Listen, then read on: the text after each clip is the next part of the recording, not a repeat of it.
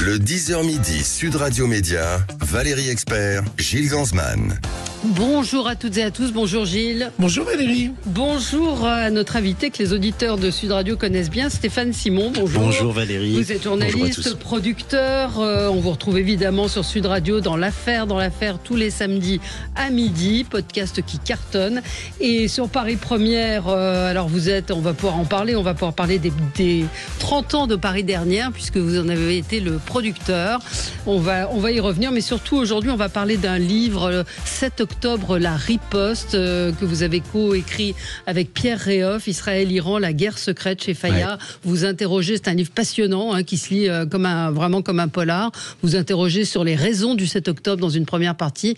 Et puis après, on voit la puissance des services secrets israéliens, ce petit État qui finalement devance un petit peu tout le monde. Vous avez publié déjà plusieurs livres. Celui-ci, quelle a été la genèse ?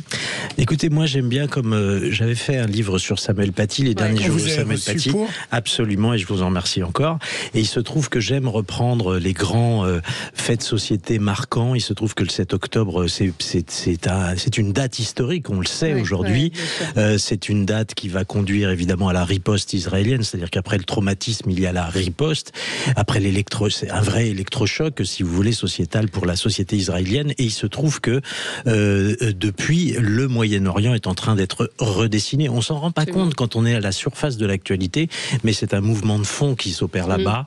On a eu la chute de Bachar el-Assad, on a eu le démantèlement quasi obtenu du Hamas, même si c'est encore pas tout à fait terminé, les opérations sur place à Gaza.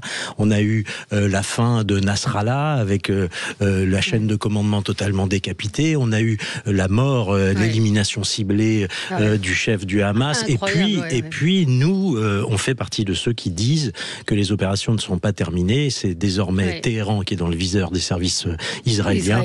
Et la guerre pourrait passer de guerre secrète à guerre ouverte dans quelques semaines. Mais ils n'ont jamais imaginé une telle déflagration quand ils ont décidé d'attaquer Israël le 7 octobre.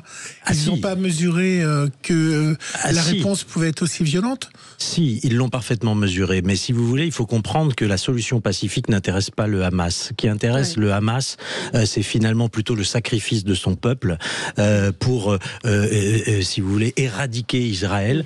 Aucune forme de compromis n'est possible avec ces gens-là. Et il se trouve qu'ils avaient à la fois un plan moyenâgeux d'élimination de tous les juifs par les moyens les plus atroces possibles, les juifs israéliens, mais aussi un plan d'une extraordinaire modernité médiatique. On va y revenir tout de suite après le zapping. Sud Radio Média, l'instant zapping. La luz ha vuelto a España. Ah oui, comme on dit là-bas, et oui, comme on dit les médias là-bas, la lumière est revenue en Espagne. Et oui, je parle espagnol. Après une coupure totale dans toute la péninsule ibérique, un chaos indescriptible, le 20h de TF1 était sur place. En pleine journée, le métro madrilène plongeait dans l'obscurité. Les passagers, bloqués sous terre, se frayent un chemin le long des voies. À la mi-journée, l'Espagne et le Portugal, victimes d'une coupure massive d'électricité, sont paralysés. Aucun train ne circule, aucun avion ne décolle. Les voyageurs sont déboussolés. Internet est à plat. On ne peut pas chercher de logement, on ne peut pas trouver de transport. Donc pour ce soir, si ça ne s'arrange pas, je pense que je vais finir par dormir dans un parc. En panne aussi, la signalisation des routes.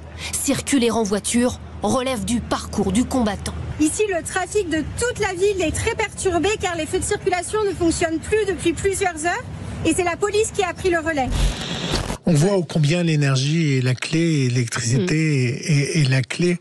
Mais on a l'explication. Pour l'instant, on l'a toujours pas. Ça va être intéressant à suivre parce qu'évidemment, si l'explication c'est l'instabilité de la production de l'énergie, ça veut dire qu'il faut faire d'autres choix. Qu'il y a eu des mauvais choix qui ont été faits. Dimanche, le socialiste Jérôme Guedj a été hué au rassemblement contre l'islamophobie par la France insoumise. Il a même été traité de sioniste. Une gauche qui alimente le rejet pour le patron des communistes Fabien Roussel. J'ai pris ce son car il a été interrogé hier par C'est à vous et pour lui, et c'est évidemment en lien avec votre livre, le 7 octobre a changé les visions de chacun. Écoutez. C'est de la bêtise de la part de ceux qui se comportent comme ça, mais en plus, il y a une forme de radicalité malsaine.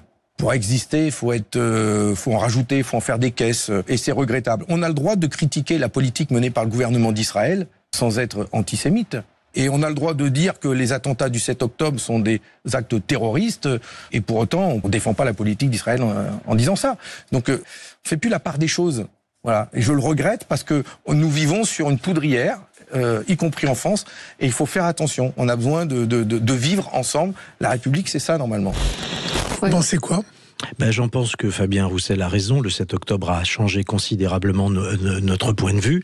Là où je le rejoins pas tout à fait, c'est que il y a à dire, c'est-à-dire qu'il y a aussi à enquêter, il y a à montrer des faits. C'est ce que on s'est attelé à faire pendant plusieurs mois avec mon co-auteur dans notre livre. Il faut d'abord expliquer les racines du 7 octobre. Il faut expliquer les opérations du 6 et du 7 octobre, puis du 8. Il y a eu beaucoup de choses qui se sont passées.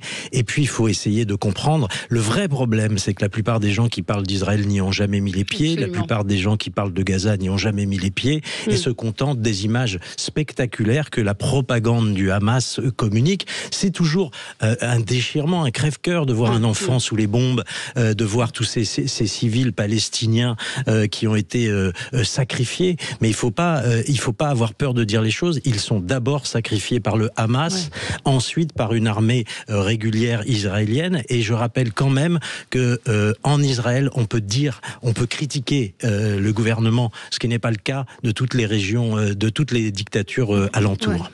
Ouais, alors un sujet plus léger, là je vais de nouveau prendre une autre casquette que vous avez, celle de producteur télé. Et oui, une question sociétale hier, toujours dans C'est à vous, Alexia Laroche-Joubert qui est venue faire la promo, vous savez, c'est les 35 ans, il va y avoir un Fort Boyard spécial le 1er mai, diffusé jeudi. Elle est revenue sur la disparition des tigres. Ça a été très difficile comme décision. Et j'ai mis 2 ans avant de prendre cette décision. J'avais une grosse pression. Et on a considéré en effet que ça n'appartenait plus à l'époque. Mais pour prendre cette décision-là, je voulais m'assurer qu'on n'allait pas faire comme des vieux intermittents, les mettre de côté. Et donc on a monté un fonds. Et jusqu'à la fin de leur jour, ils ont la nourriture, le gîte et le couvert, quoi, et le veto. Et France Télévisions a été impeccable là-dessus. Et c'était important. Vous auriez fait quoi en tant que producteur ? J'ai fait un peu la même chose du temps où j'ai produit Mia et le lion blanc pour le cinéma. Nous avions un héros qui était un lion et nous avions donc sa doublure aussi. Et nous avons donc dans le budget du film, le premier cachet, c'était le cachet des lions, c'était pas le cachet de Mélanie Laurent. Il se trouve que nous avions convenu avec celui qui est l'homme qui murmure à l'oreille des lions, Kevin Richardson, nous avions convenu de donner de la nourriture, un quart de cheval par semaine, ça chiffre assez rapidement, jusqu'à l'extinction de ces lions, c'est-à-dire prévu pour 25 ans. Dans le budget. Dans le budget, absolument. C'est ce qui explique qu'il était assez élevé le budget d'ailleurs, mais pas que à cause de la nourriture. Et ce qu'a fait France Télévisions avec les tigres, on sait désormais qui s'en occupe. Ouais. Bon Stéphane, j'ai une petite question indiscrète. Est-ce que vous donnez des surnoms à votre compagne ? Il se trouve que ma compagne porte un joli prénom et donc je l'appelle Chacha puisqu'elle s'appelle Charlotte. Ah voilà. Et vous Valérie, vous donnez des petits surnoms comme ça ? Bon, il y a une étude qui est sortie sur les surnoms les plus donnés dans les couples amoureux, les plus originaux. Vous allez voir. Bon on voit le sujet, mon petit Jojo. Je l'appelle Bébé Love, ça le gêne. Mon petit cœur, mon lapin. Pour ma cousine Poupoune et mon frère Toto. J'ai une collègue qui est adorable et du coup je l'appelle Bichette. Je l'appelle Doudou, Pipou, ça dépend des jours. On adore donner des surnoms en France. En première position, c'est le surnom bébé, donc suivi de chéri, mon amour, mon cœur et chaton. Dans les moins appréciés, on retrouve ma puce, ma vie ou encore mon lapin, jugé un petit peu kitsch. Et alors dans les plus insolites, accrochez-vous bien, on retrouve mon petit baleineau. Ah non, ça c'est pas possible. Oh bah si, écoutez, c'est dans le classement. Ma pantoufle, oui, ma pantoufle, ça existe, ma guimauve ou encore mon biscuit. C'était dans Bonjour sur TF1. Vous avez reconnu. Oui. Bruce Toussaint, voilà, la voix de Bruce Toussaint. Qui a réagi au baleineau. Comme vous alliez. Non, mais il a retrouvé la ligne. Il a retrouvé la ligne. Puis je serais mal placé. C'était les Molières hier. Alors, une audience pas formidable. Vous les avez produits d'ailleurs, les Molières, pendant un certain temps. Avec succès. Pendant 3 ans. Merci de le rappeler, c'est gentil. Ouais. On avait fait de belles émissions avec Nicolas Bedos et Alex Lutz. Écoutez, j'ai regardé la cérémonie. Je suis pas extrêmement convaincu qu'ils aient pris le bon chemin. Je pense que là, on assiste à une cérémonie très politisée, de plus en plus politisée. Nous avions pris le parti inverse à l'époque. Nous faisions davantage un divertissement. Nous écrivions énormément les scénettes avec mon compère Alexis Trégaro, avec Nicolas Bedos bien sûr, et nous avions le souci de proposer d'abord et avant tout un spectacle aux téléspectateurs. Ce qui explique que les audiences étaient très bonnes à l'époque. On faisait plus d'1 million de téléspectateurs et 11% de part de marché. Là, j'ai vu que ça faisait 779 000 téléspectateurs. Oui, en prime time. En prime time, et ça a dû finir très tard. 5% de part de marché, c'est la 2, 4, 5, 6e chaîne nationale. C'est pas terrible. Après France 3, c'est après pas TF1, le meilleur service que l'on rende aux gens du spectacle vivant. Il faut dire quand même, parce qu'il faut leur rendre hommage. Il y a eu des moments, c'est pas facile, il y a eu des bons moments. Caroline Vigneault a fait un bon sketch d'entrée. On a vu un très bon discours de Thomas Joly, un joli hommage aux disparus et puis aux artistes ukrainiens.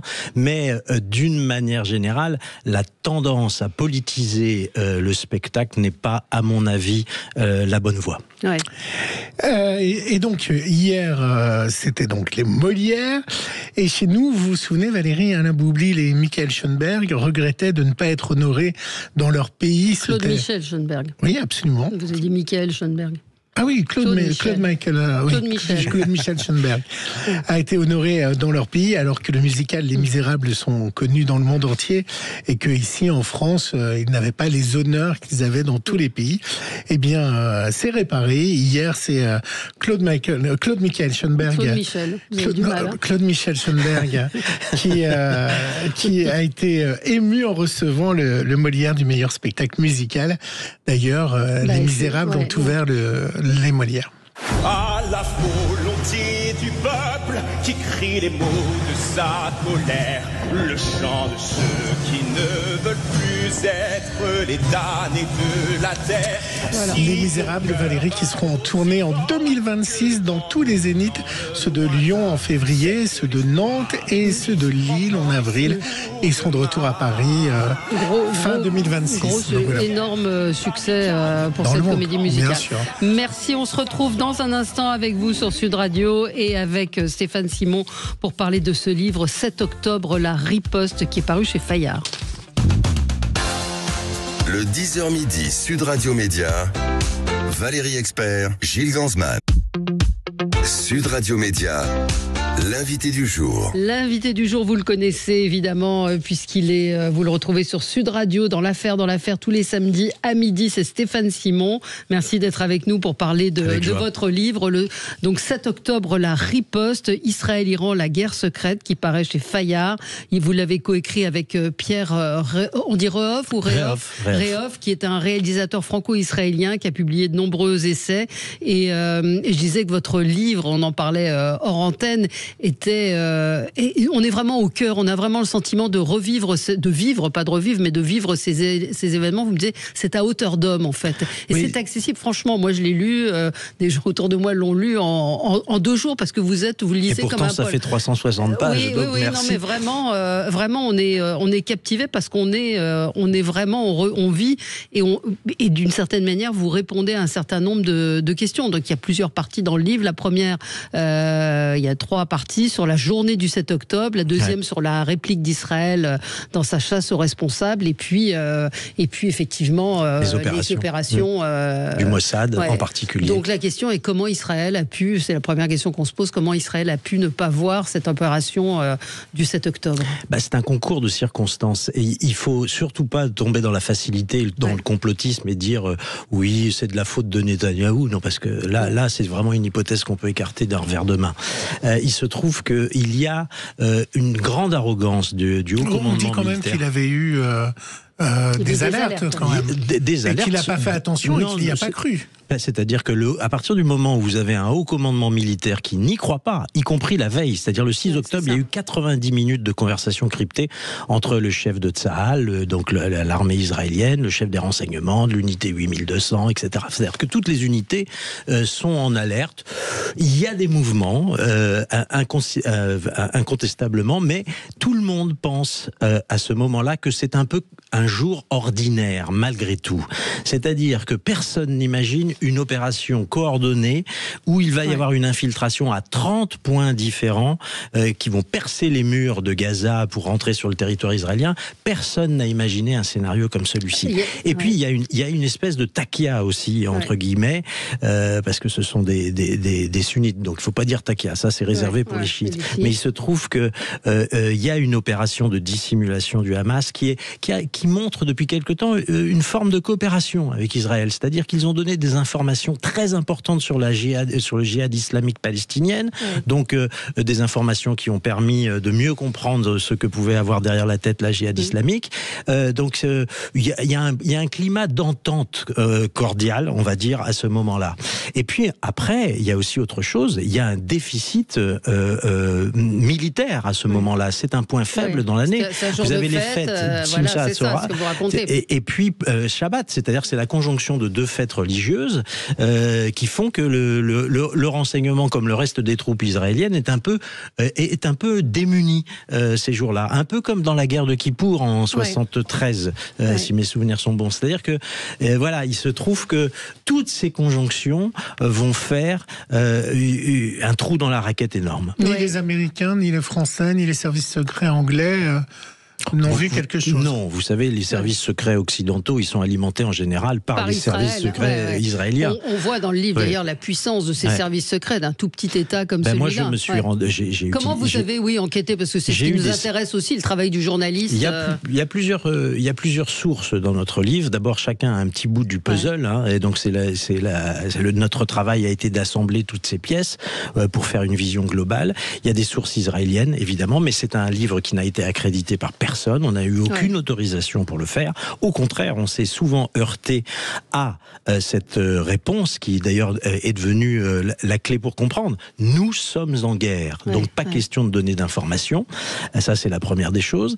Il y a eu aussi, donc c'est des sources insidieuses, des sources personnelles, on va dire. Et puis nous avons aussi des sources dans le renseignement français qui sont partage de sources israéliennes.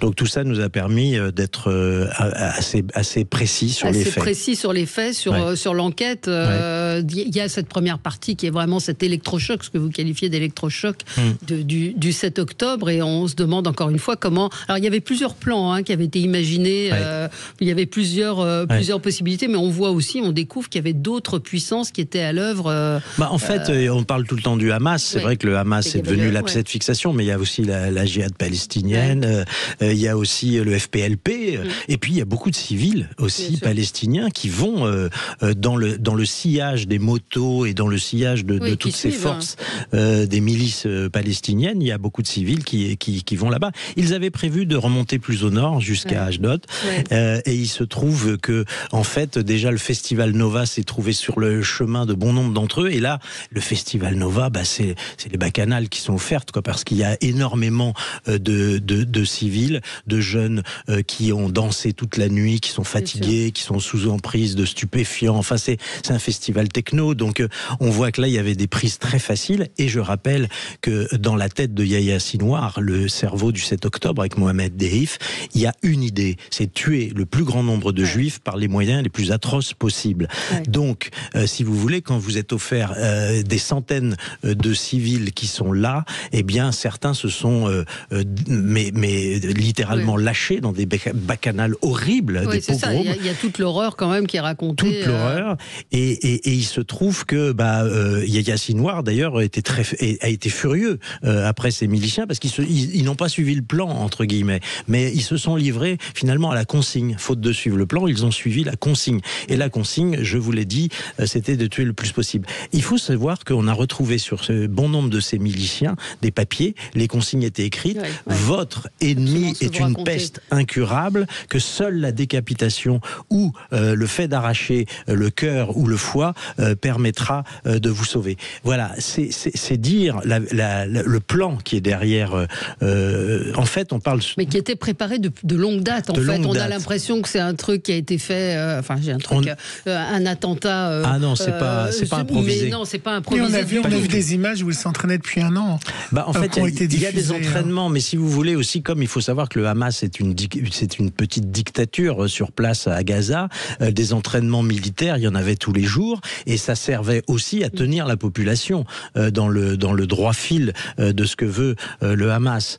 Mais si vous voulez, pour revenir à cette pensée, Yahya Sinwar, on a eu accès au chef au responsable de la dentisterie des prisons israéliennes, qui est celui qui a diagnostiqué la tumeur dans le cerveau de Yahya Sinwar. Il faut savoir que Yahya Sinwar est resté près de 10 ans dans les prisons israéliennes, où il a appris l'hébreu, où il a lu la Torah. Il s'est pénétré totalement de la culture israélienne pour justement mieux connaître son ennemi et mettre au point un plan terrible.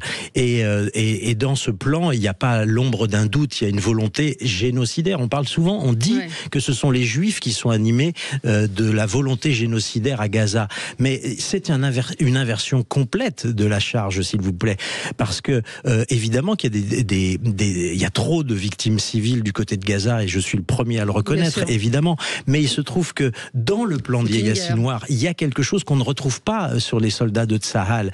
Il y a tuer le plus grand nombre de Juifs dans les façons les plus atroces. Si ça, c'est pas une volonté génocidaire, alors je ne sais pas ce que c'est. Alors, à l'inverse, qu'est-ce que vous pensez des positions de la France insoumise en pensant que le génocide est du côté des Israéliens sur Gaza? J'aime à rappeler que la plupart des députés de la France insoumise qui parlent de Gaza toute la journée, que ce soit Aymeric Caron, que ce soit David Guiraud, que ce soit Ercilia Soudé, etc., n'ont jamais mis les pieds là-bas. Ils ne savent pas de quoi ils parlent. Ils parlent d'un état d'apartheid. Oui, mais c'est pas parce que vous n'avez pas été sur place. Je suis désolé, quand on fait un travail. Non, mais quand on fait un travail honnête, on essaye de se documenter et pas simplement être manipulé. Manipulé je pense, par qui? Vous savez très bien que la propagande officielle du Hamas, elle fait quand vous avez un député de la France insoumise qui à l'Assemblée nationale va au-delà des chiffres du Hamas et dit qu'il y a 80 000 victimes palestiniennes à Gaza, alors que le Hamas reconnaît qu'il y en a un peu moins de 50 000. Si vous voulez, vous voyez bien que vous avez quelqu'un qui est manipulé. Voilà, ou qui a envie de manipuler l'opinion. Ou qui a envie de manipuler. On sent bien qu'il y a que derrière tout cela, il y a une volonté électoraliste de plaire. Et malheureusement, je trouve que cette démagogie politique, elle est vraiment ce qu'il y a de pire en politique. En ce moment, oui, c'est assez terrible. Justement, suite à ce qui s'est passé dans le Gard et l'instrumentalisation politique dont on a parlé. Il y a dans le livre aussi toute la partie riposte et toute l'organisation déterminée des Israéliens avec des infiltrations jusqu'en Iran. Moi, j'ai trouvé le chapitre absolument passionnant sur la mort d'Ismaël Haniyeh, où en fait ce sont des Iraniens qui ont déposé des explosifs quelques jours avant qu'il arrive. Il faut savoir que les agents du Mossad ne se déplacent pas. Ce ne sont pas des agents qui vont faire des opérations téléportées ici ou là. Ce sont des agents qui infiltrent. Et il se trouve que le régime iranien est infiltré depuis très longtemps. En fait, depuis la mort de l'ayatollah Khomeini, si vous voulez, le Mossad travaille à pénétrer très profondément la société iranienne parce qu'ils surveillent du coin de l'œil et n'ont aucune confiance dans les missions internationales d'inspection des installations nucléaires. Donc ils surveillent du coin de l'œil ce régime. Et il se trouve que là, dans cette opération, on comprend à quel point ils sont capables à distance de déclencher une opération qui va, je le rappelle, donc tuer le chef du Hamas, Ismaël Haniyeh, qui est le chef politique, on va dire. Il y a le chef exécutif qui est Yahya Sinwar, dont j'en parlais à l'instant. Mais il se trouve que Ismaël Haniyeh est invité par le régime iranien pour venir venir faire la cérémonie d'intronisation, d'investiture, du nouveau président Marzoud Pezeshkian. Et il se trouve que donc il va même poser sur la photo officielle devant la représentation de l'ayatollah Khomeini, etc. Et sitôt les cocktails passés, il rentre se coucher. Et c'est dans cette résidence surveillée qui dépend du palais présidentiel iranien qu'il va exploser littéralement comme sa chambre, puisque sa chambre a été piégée quelques heures auparavant. Qu'est-ce que vous avez pensé du coup de gueule récent de Mahmoud Abbas ? Lequel en particulier? Je suis désolé, j'ai dû oublier celui-ci. Il a dit rendez les otages. Formidable. Formidable, parce que évidemment, on oublie trop de le rappeler. Il y a encore plus de 50 otages là-bas. Quand on dit qu'il y a des bombardements, évidemment qu'il y a des bombardements des forces israéliennes, mais il ne faut pas oublier que personne n'a rendu encore les otages. Donc on voit bien que c'est une stratégie totalement suicidaire du Hamas, qui est de dire d'ailleurs Yahya Sinwar le dit, on va sacrifier 20 000, 30 000, 50 000, 100 000 Palestiniens du moment que l'on se débarrasse d'Israël. Et là, on sent bien que ne pas rendre les otages, c'est rendre impossible la résolution vers la paix. On va marquer une petite pause et on se retrouve avec vous dans un instant, Stéphane Simon, pour continuer de parler de votre livre 7 octobre, la riposte, Israël-Iran, la guerre secrète. Je trouve que la couverture est très réussie, où on voit un mollah avec sa tenue traditionnelle face à un robot qui souligne en fait le décalage qu'il peut y avoir. C'est une armée extrêmement moderne. D'ailleurs, les services secrets israéliens, c'est le général qui a bien voulu préfacer notre livre qui s'appelle Éric Buquet qui le dit. C'est un des services spéciaux les plus intelligents et les plus avancés technologiquement, en tout cas. On se retrouve dans un instant avec vous sur Sud Radio. Le 10h midi, Sud Radio Média, Valérie Expert, Gilles Gansman, Sud Radio. Le supplément média. Le supplément média, toujours avec Stéphane Simon, journaliste, producteur. Vous publiez avec Pierre Réhoff 7 octobre, La Riposte, un livre passionnant qui paraît chez Fayard, Israël-Iran, la guerre secrète. On en parlait, c'est une somme, mais franchement, on le lit de façon, je vous dis, presque comme un polar, parce qu'on apprend énormément de choses sur la façon dont Israël, et on évoquait cette couverture et la modernité dont Israël se prépare à riposter, parce que ce 7 octobre, ça a été aussi un changement dans les relations au Moyen-Orient. Hein. Ce que l'on ne comprend pas assez, c'est que le 7 octobre est un tel traumatisme pour la société israélienne qu'il a fallu derrière, pour le haut commandement militaire comme pour le pouvoir politique, restaurer la puissance militaire d'Israël. C'est la condition de sa survie. C'est un petit État de 9 millions d'habitants, il ne faut pas l'oublier, qui est entouré de dictatures tout autour, de plusieurs dizaines, voire centaines de millions d'habitants. Donc si vous voulez, c'est absolument essentiel pour eux de continuer à inspirer la crainte tout autour d'eux. Donc derrière les opérations, qui sont des opérations de haute, souvent de très pensées, je vais rappeler quand même l'opération des beepers, une opération folle. C'est une opération qui est en marche depuis plus de 10 ans et qui va conduire à faire exploser quasiment de façon simultanée des beepers que toute la chaîne de commandement du Hezbollah utilise pour communiquer. Parce que les Israéliens, grâce à l'unité 8200, ont entendu que le Hezbollah se méfiait des technologies des smartphones qu'ils considèrent comme étant totalement piégées par le petit Satan qui est Israël. Alors, est née, il y a 10 ans, dans l'esprit d'une soldate du Mossad, l'idée d'aller piéger des technologies, de basse technologie, donc des talkie-walkie et des beepers. Et c'est ainsi qu'a commencé l'opération. Incroyable. Et cette opération, il a fallu, devenir sous-traitant d'une grosse firme, donc acquérir cette, je dirais, crédibilité-là. Puis ensuite, il a fallu investir dans la création d'une société spécialisée dans le marketing, spécialisée dans des belles offres commerciales, etc., qui puisse ensuite être présentée au chef du Hezbollah. Donc vous voyez l'opération comme elle est longue. C'est une opération de très longue haleine. Qui dirige le Hamas aujourd'hui? Est-ce que le Hamas est décapité? Est-ce que c'est une hydre, on coupe et ça repousse c'est très clair, c'est le frère de Yahya Sinwar, qui s'appelle Mohamed Sinwar, qui est encore à la tête du Hamas. Ce qu'il faut comprendre, c'est que si cette guerre, elle dure et qu'elle conduit à autant de destruction sur Gaza, c'est parce qu'il y a eu 500 kilomètres de tunnels qui ont été creusés, qui mettent à l'abri beaucoup de soldats, et que par ailleurs, contrairement à ce qu'on raconte, de la population, l'armée israélienne essaye de ne pas trop de faire de victimes civiles. S'il y avait une volonté génocidaire, d'ailleurs, il faut dire les choses. Ils auraient balancé des bombes directement. Ça aurait été réglé en un quart de seconde. Voilà, il y a 2,5 millions de Palestiniens à Gaza. Il se trouve qu'il y en a 50 000 qui ont été tués, si ces chiffres sont totalement recoupés. Et il se trouve que 50 000, c'est trop. Mais quand vous savez qu'il y a 25 000 miliciens à l'intérieur de ces 50 000, ça fait un rapport de 1 à 1. Il se trouve que, de 1 pour 1, pardon. Il se trouve que quand l'armée française est intervenue en Irak, sur les territoires de Daesh, il se trouve qu'on a fait 7 morts civiles pour 1 soldat de Daesh. Mais vous ne trouvez pas qu'un mort est déjà c'est déjà un mort de trop, bien entendu. On est complètement d'accord. Faire des calculs comme ça. Ah non, bien sûr. En disant... je rappelle des faits. On a fait plus en Irak, on a fait...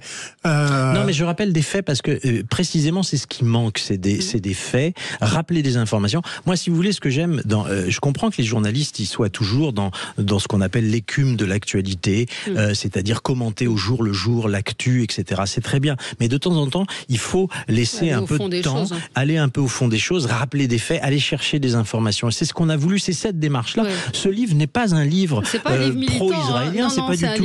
C'est un livre de faits qui raconte des opérations à hauteur d'espionnage, contre-espionnage, etc. C'est un livre qui se lit, merci de le rappeler, un peu comme un roman de John le Carré.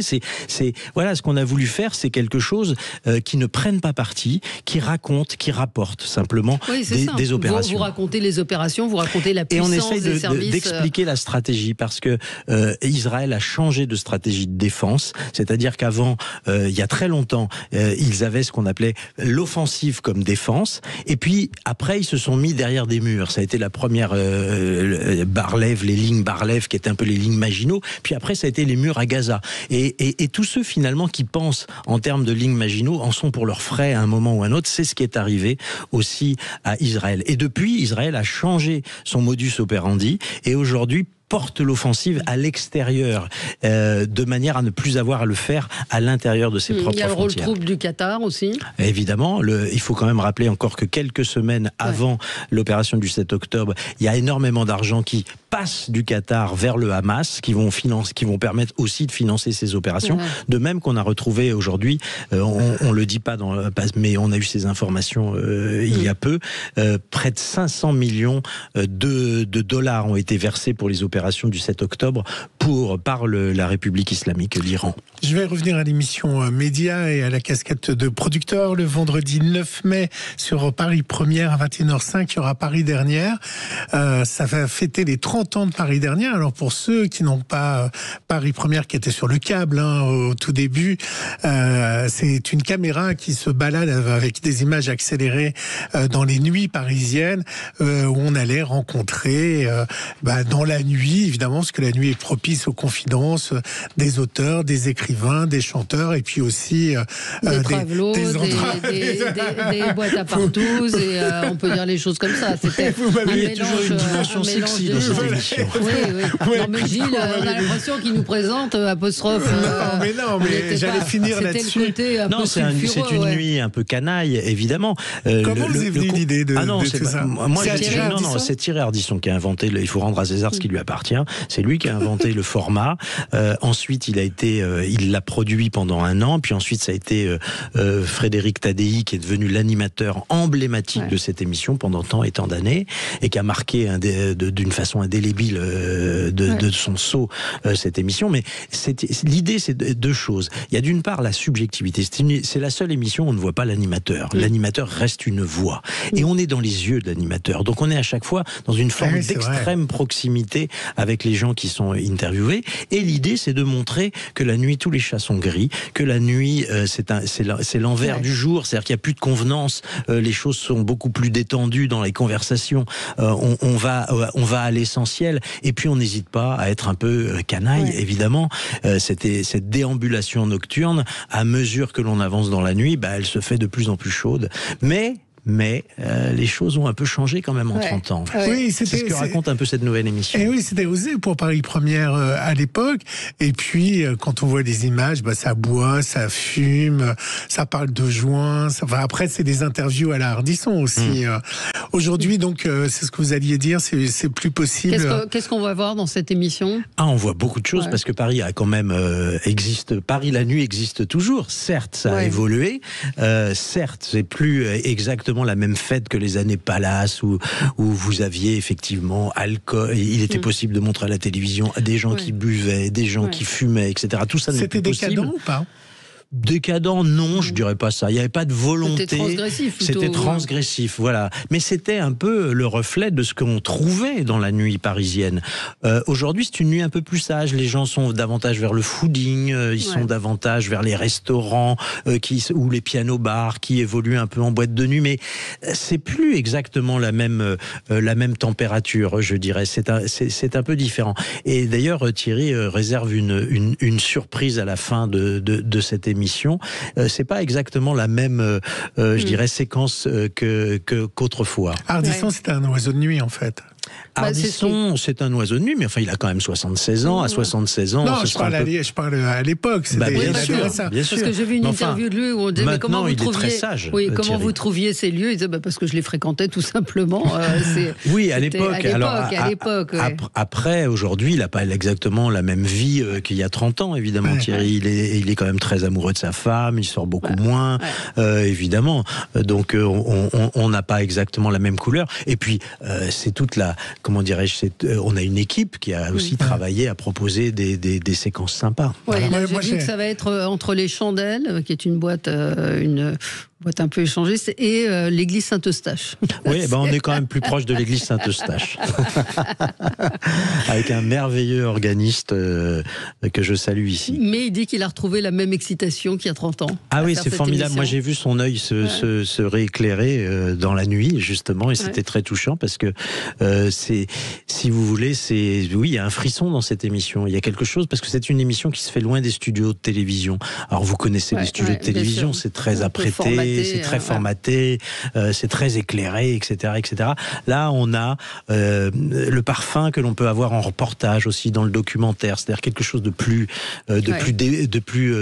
libre, décorseté. Et puis, ce qui a fait aussi la force de Paris dernière, rendons-lui hommage, c'était à la femme, enfin à sa précédente femme, à Thierry Ardisson, c'était l'illustration musicale qui était Béatrice Ardisson. Mais figurez-vous qu'elle nous a donné un coup de main aussi sur cette émission. Donc parce que pour moi, c'était la clé seront récompensés du programme. Et on remercie Béatrice d'ailleurs très fortement. Qui était incroyable sur l'illustration sonore. Il y a eu des versions étrangères ? Il y a eu une version à Beyrouth, au Liban, il y a quelques temps, voilà. Mais c'est curieux parce que c'est un format qui, comme il y avait toujours cette dimension un peu sexy, tous les pays, on va dire arabes qui étaient intéressés, y ont renoncé parce que quand même c'était quand même très chaud. Un peu too much. Merci beaucoup Stéphane Simon d'avoir été avec nous ce matin. Je rappelle votre livre 7 octobre, la riposte, c'est passionnant. Israël-Iran, la guerre secrète, ça paraît chez Fayard. Vous l'avez coécrit avec Pierre Réhoff et il y a une préface du général Éric Buquet. Franchement, vous l'avez dit, c'est un livre qui revient sur les faits, qui tente d'expliquer ce qui a pu se passer et puis la réponse d'Israël. Et là, on voit la puissance de ce petit État et leur capacité à innover. Merci à vous. Merci d'avoir lu et puis merci de m'avoir accueilli. Et on se retrouve demain, on aura Chantal Goya, ce sera plus léger. C'est un peu différent. À tout de suite. Sud Radio. Sud Radio. Parlons vrai. Parlons vrai. Sud Radio. Parlons vrai.